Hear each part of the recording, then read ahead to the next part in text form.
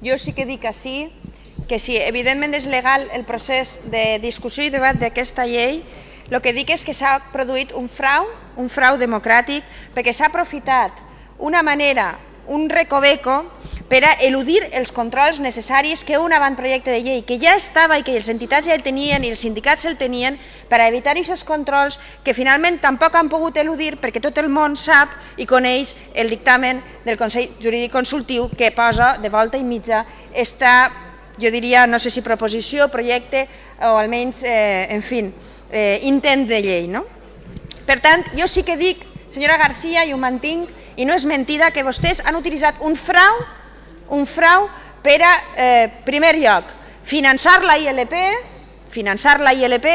i segon, dur endavant un avantprojecte polític que ja tenien les entitats socials i que vostès no poden amagar, eludint els controls preceptius que marca la legislació. A més, senyora García, vostè se contradiu en cada dues frases una vegada. Per què? Perquè vostè diu que és la primera vegada que n'hi ha una llei integral de protecció a la maternitat.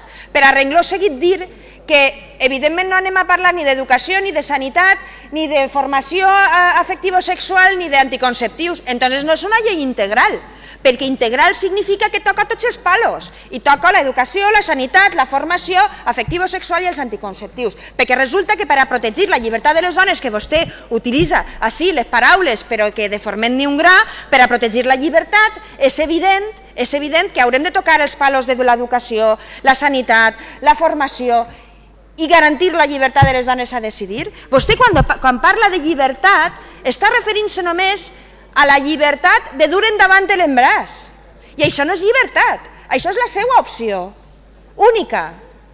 La llibertat es basa en triar entre diferents opcions i aleshores n'hi ha llibertat. Però si jo li dic a les dones, tu eres lliure de continuar endavant en el teu embaràs, aleshores no és llibertat, és imposició, és doctrina, és una determinada cosmovisió que s'imposa a les dones, no és llibertat. Si jo li dic a les dones, escolta, mira, pots dur endavant el teu embaràs, aquesta és la legislació si el vols interrompre, aquestes són les possibilitats que tens, aleshores estic afavorint la llibertat, però llibertat per a dur endavant únicament l'embaràs, perquè si no, aquesta llei ja no protegeix res més, doncs això no és llibertat, això és imposició, doctrina, edat mitjana. Vostè té l'atreviment de parlar així de França, Finlàndia i Alemanya. Té l'atreviment. Vostè sap que a la Comunitat Valenciana s'han de tindre 16 fills per tindre les ajudes que uno té en Alemanya. Vostè té idea de los Länder alemans, la quantitat de diners que inverteixen en protecció, recolzament a les mares i a les famílies? Les ajudes a naixement, les ajudes durant els 3 primers anys, les ajudes en cas de rendes que no apleguen al salari mínim interprofessional. Vostè coneix les ajudes que posen els Länder damunt de la taula? Per dir així, comparar-se així en Finlàndia, Alemanya i França? És que vostès la diuen i se la creuen.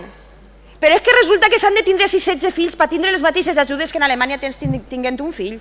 Vostè comprèn que no és comparable, això? Com s'atreveix vostè? I aleshores, si estem parlant de protecció a la maternitat, com diuen vostès, o de suport, que diguem nosaltres, per què voten en contra de les ajudes a la maternitat? En quina llei té que estar això? En una llei sanitària, educativa, en quina? Per què no voten a favor d'això que se li emplava la boca al senyor Camps dient que 4.000 euros per a naixement de fill? On estan aquests 4.000 euros? Encara la gent va per ahí buscant-los. I quan van a per els 2.500 pregunten, i els 4.000? Diu, ai, fill meu, els 4.000 en el fons del mar. Per què voten en contra de les ajudes al naixement? Si volen protegir a les dones i a la maternitat, per què voten en contra de l'esmena de compromís de decidir sobre el part? O és que el part no forma part de l'embaràs?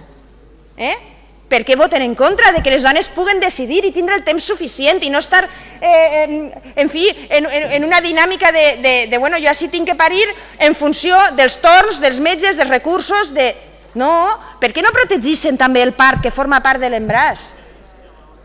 És de fet el final de l'embaràs. Per què voten en contra d'això? Perquè a vostès no els interessa protegir la maternitat, ni els interessa la llibertat de les dones, ni els interessa la dignitat. Vostès el que han volgut en aquesta llei és utilitzar la llei com a justificació per a donar-li 100.000 euros en l'ordre de 24 d'abril de 2009 a les associacions, que això sí que tenen puesto així en l'hemicicle, antillibertat, a les associacions que van a acosar a les dones en les clíniques, a les associacions que acosen als metges, a aquest tipus de gent que en Estats Units recentment tenen la ideologia de protegir la vida matant els metges que defensen la llibertat de les dones i practiquen interrupcions voluntàries de l'embaràs. Eixa és la justificació d'esta llei, finançar a les associacions antillibertat, finançar a les associacions antivida, finançar a les associacions antidignitat. I nosaltres estimem la vida, la llibertat i la dignitat i per això votem en contra d'aquest intent de llei.